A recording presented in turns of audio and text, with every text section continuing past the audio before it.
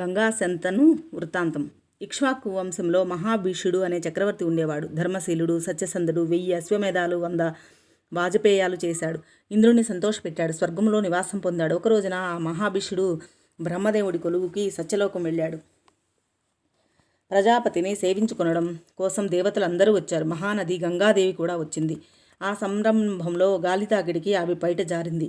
గమనించినట్లేదు, చూడడం తప్ప అని దేవతలంతా చూపులు మరల్చుకున్నారు, ముఖాలు దించుకున్నారు. మహాభిషుడు మాత్రం నిస్సంకోచంగా తదేక దీక్షగా చూస్తూ నిలబడ్డాడు. అతడి చూపుల్లో అనురక్తిని గుర్తించింది గంగాదేవి. తాను అనురక్త అయ్యింది. ప్రేమ అంకురించి కామమోహిత అయ్యింది. సిగ్గుకి సిగ్గు వచ్చి పారిపోయింది. ఇద్దరూ పరిసరాలు మర్చిపోయారు. ఒకరినొకరు చూసుకుంటూ మైమరిచి అలా నిలిచిపోయారు. బ్రహ్మదేవుడికి కోపం వచ్చింది. మత్స్యలోకంలో జన్మించండి అని ఇద్దరిని శపించాడు. అప్పటికి ఒళ్ళు తెలిసి ఇద్దరూ కొలువు వదిలి వచ్చేశారు. మహాభిషుడు భూలోకంలో ధర్మతత్పరులను వెదికి పురువంశంలో ప్రతి మహారాజుకు పుత్రుడిగా జన్మించాడు. ఆ కాలంలో అష్టవసువులు తమ భార్యలతో కలిసి ఆకాశంలో స్వేచ్ఛగా విహరిస్తూ వశిష్ఠుడి ఆశ్రమ ప్రాంతానికి వచ్చారు. అందుకు ఒక వసువు పేరు ద్యువు. అతడి భార్య వశిష్ఠాశ్రమంలో నందిని ధేనువును చూసింది. ఇది ఎవరి ఆవు అని ప్రశ్నించింది. వశిష్ఠుల వారిదని చెప్పి ఊరుకోకుండా ద్యువు దాని విశిష్టతలు కూడా చెప్పాడు.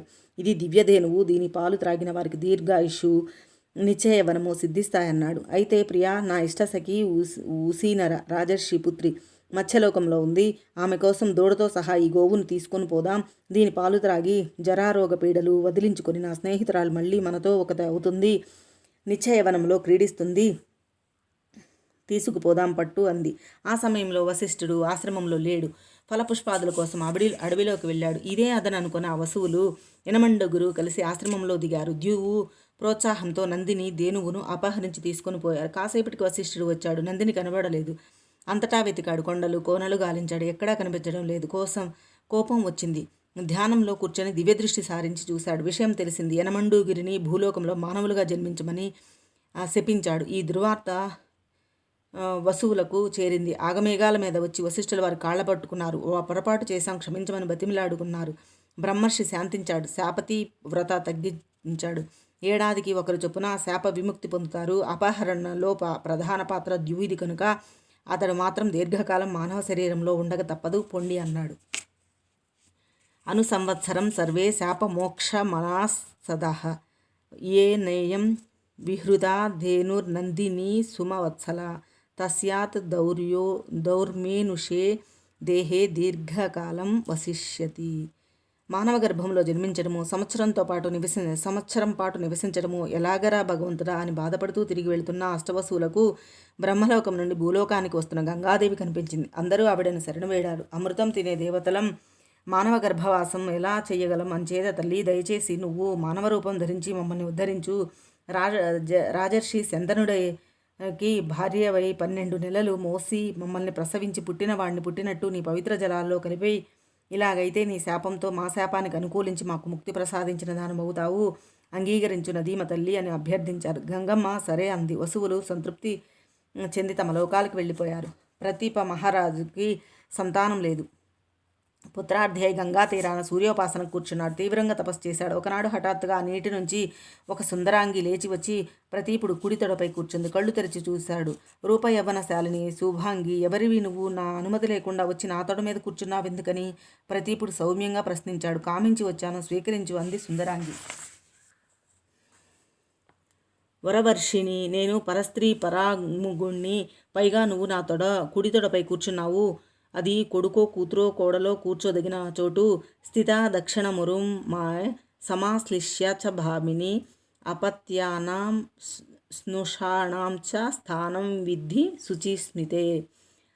అందుచేతే కొడుకు పుడితే నువ్వు నాకు కోడలివి అవుదువు గాని నీ పుణ్యాన అయినా నాకు కొడుకు పుడతాడు, సంశయం లేదు అన్నాడు ప్రతీపుడు.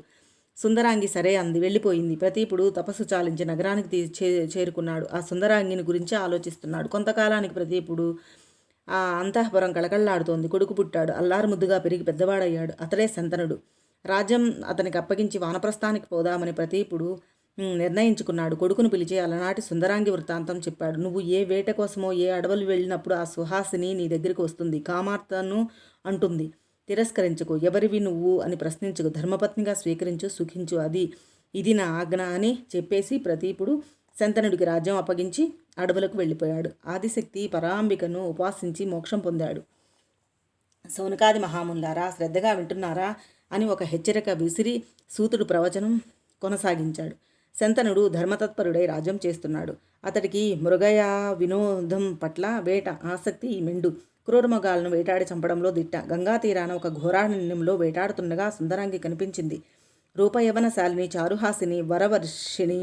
శంతనుడికి తండ్రి మాటలు జ్ఞాపకం వచ్చాయి. ఈవిడే ఆవిడ, సందేహం లేదనుకున్నాడు. సౌందర్య మధురామృతాన్ని కనులారా గ్రోలుతున్నాడు. రెప్పవేయకుండా చూస్తున్నాడు. తనవి తీరడం లేదు. తనువు పులికించింది. అణువణువున రోమకూపాలు ఉబికి బిగిసి నిలుచున్నాయి. నిస్సంకోచంగా తదేక దీక్షగా చూస్తూ నిలబడ్డాడు. అతడి చూపుల్లో అనురక్తిని గుర్తించింది సుందరాంగి. అవే కన్నులు, అవే చూపులు, అదే అనురక్త మహాభిషుడుగా గుర్తించింది సుందరాంగి.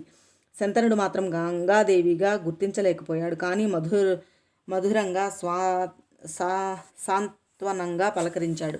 సుందరాంగి, దేవకాంతవా, మానవకాంతవా, నాగయక్ష గంధర్వ అప్సరసలలో ఏ జాతి నీది?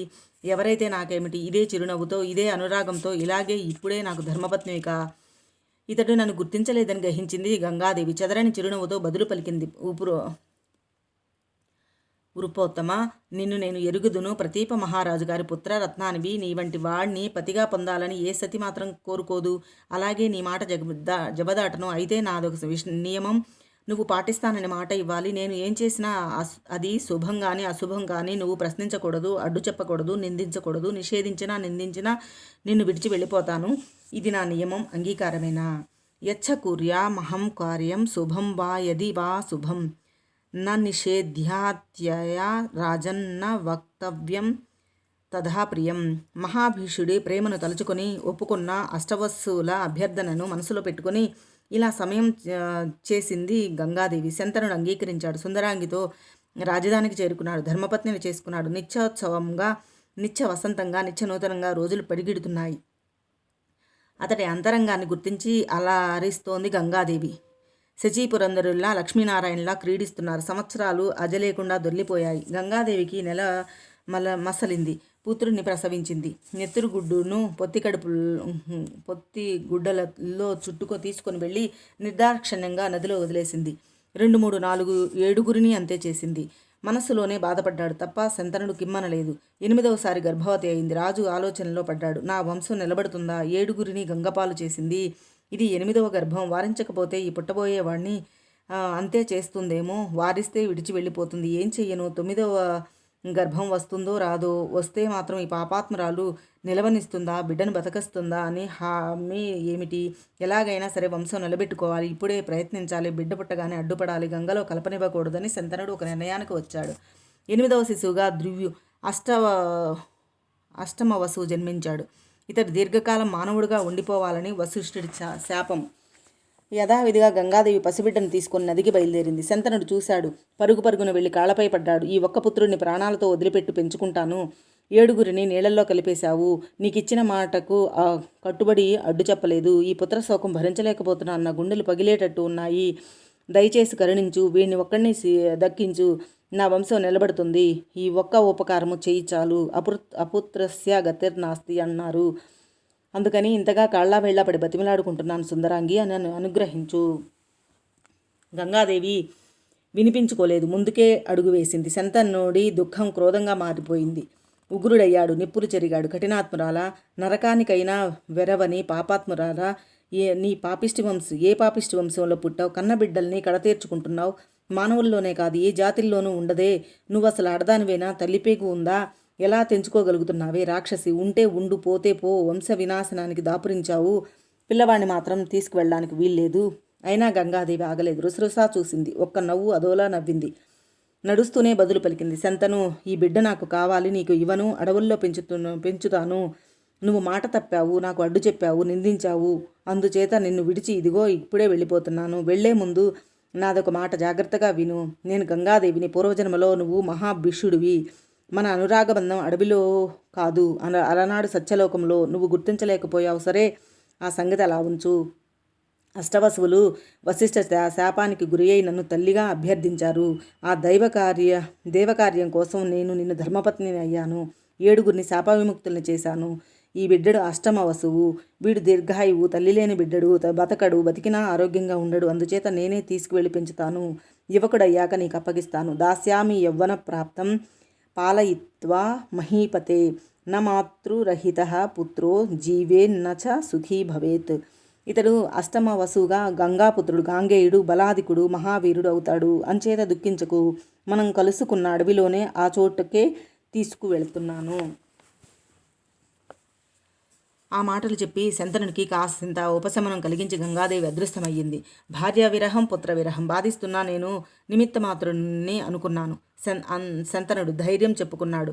రాజ్యపాలనలో మునిగిపోయాడు. కాలం గడుస్తుంది. ఒకనాడు వినోదం కోసం వేటకు బయలుదేరాడు. తిరిగి గంగాతీరం చేరుకున్నాడు. అదే అడవి, అదే చోటు ఒక యువకుడు స్ఫురద్రూపి, ఆజానుబాహువు విలువిద్యలను అభ్యసిస్తూ కనిపించాడు. శంతనుడు గుర్తించలేకపోయాడు.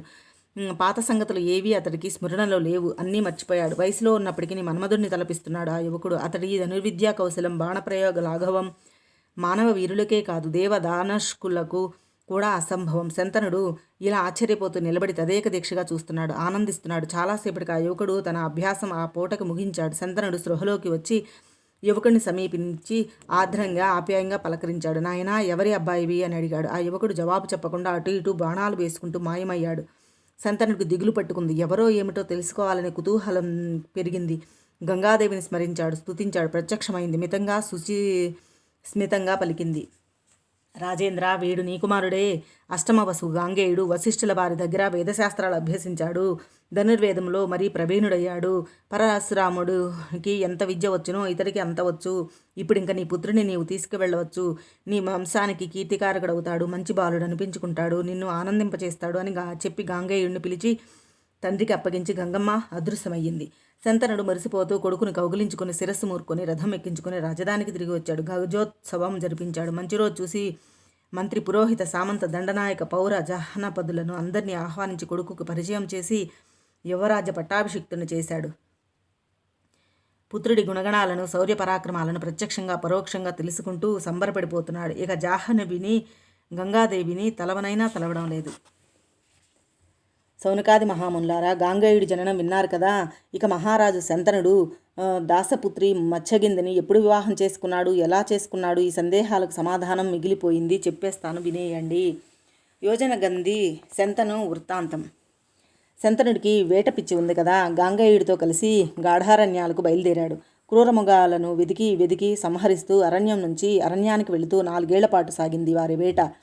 కట్టకడపగట కాళింది తీరానికి చేరుకున్నారు. ససైన్యంగా విడిది చేశారు. శంతనుడు తన గుడారంలో విశ్రాంతి తీసుకుంటున్నాడు. ఎచట నుంచి వీచిన ఒక సుగంధ పరిమళ వీచిక అతడి ముక్కుపుటాలకు గిలిగింతలు పెట్టింది, తనువుకు పులకింతలు పెట్టింది. గుడారం వెలుపలకు వచ్చాడు. ఇది మందార సుమగంధం కాదు, కస్తూరి పరిమళం కాదు, చంపక సువాసన కాదు, మాలతీ కేతకి సురభిళ వాయు తరంగం కాదు. ఏమిటి అయ్యుంటుంది చెప్పుమా అనుకొని ఆ పరిమళం ఆస్వాదిస్తూ అది వస్తున్న వైపు చకచక అడుగులు వేశాడు. కనిపించింది శృంగారవతి. కనిపించింది కాళింది నదీ తీరాన కూర్చొని ఉంది. మలినాంబరాలతో ఉన్న, నల్లగా ఉన్న, చూపులకు ఇంపుగా కనిపిస్తోంది. ఈ పరిమళం ఆవిడ శరీరం నుంచే అని రాజు గ్రహించాడు. ఆశ్చర్యపోయాడు. పరిమళమే అద్భుతం అనుకుంటే సోయగం మరింత అద్భుతంగా ఉంది. నిండు జవ్వనం, పెట్టని సొమ్ముగా ఉంది. ఎవరు ఈ అమ్మాయి? ఇక్కడ ఎందుకు కూర్చుంది? దేవనాగ మానవ గంధర్వ కన్యలలో ఎవరై ఉంటుంది? ఎవరైనా కానీ ఈ గుమగుమలేమిటి? ఒకప్పుడు గంగాదేవి ఇలాగే నది ఒడ్డునే దర్శనమిచ్చింది అనుకునేసరికి శంతనుడు వివసుడయ్యాడు. మాట కలిపాడు. ప్రియా, ఎవరు నువ్వు? ఎవరి అమ్మాయివి? ఇక్కడికెందుకు వచ్చావు? ఇది నిజాన్యం కదా.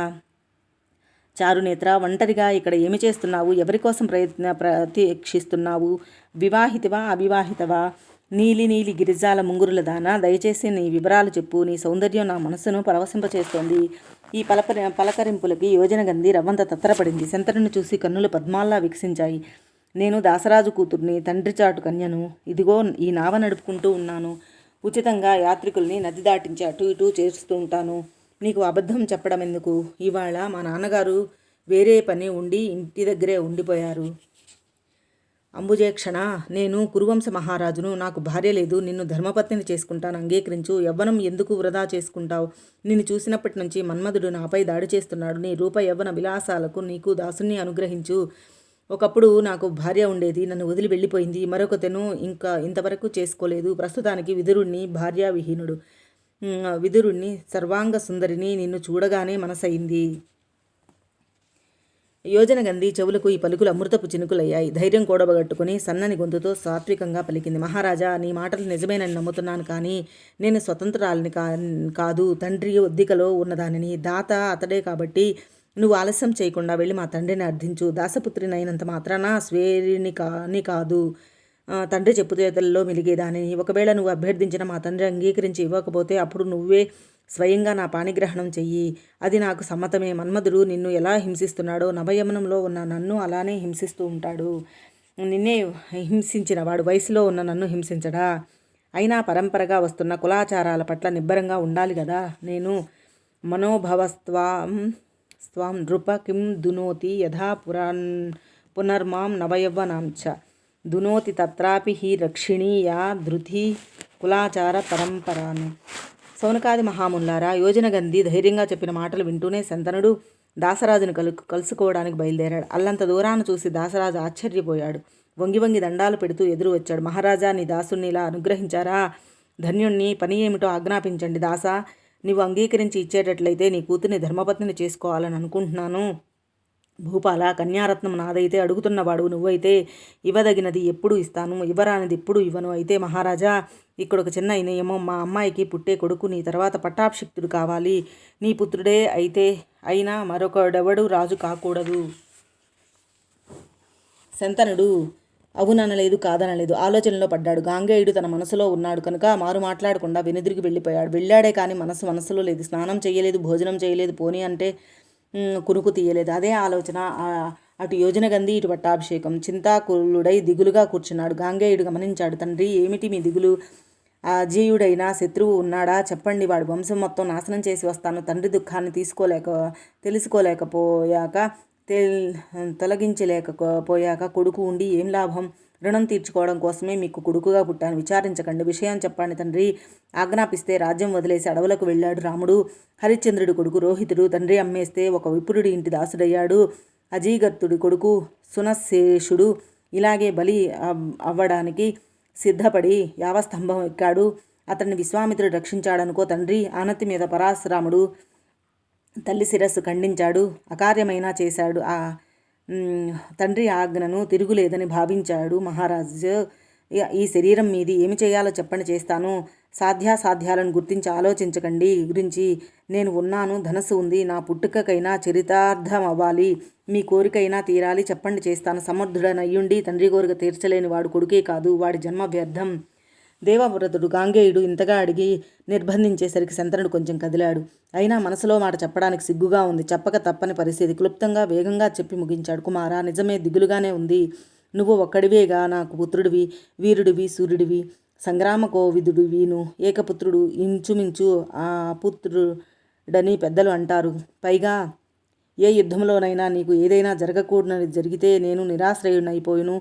ఇదే నా బాధ, మరింకేమీ లేదు. నిజం, తండ్రి అసలు సంగతి చెప్పడం లేదని గాంగేయుడికి అర్థమైపోయింది. సిగ్గుపడుతున్నట్లు గ్రహించాడు. మౌనంగా వచ్చేశాడు. మంత్రుల్ని, పెద్దల్ని పిలిచాడు. నిజం కనుక్కొని నాకు చెప్పండి అన్నాడు. వారు వెళ్ళి సంగతి తెలుసుకొని వచ్చి దేవవ్రతుడికి విన్నవించారు. అతడు తక్షణం బయలుదేరి దాసరాజును కలుసుకున్నాడు. ప్రేమగా, వినయంగా సంభాషించాడు.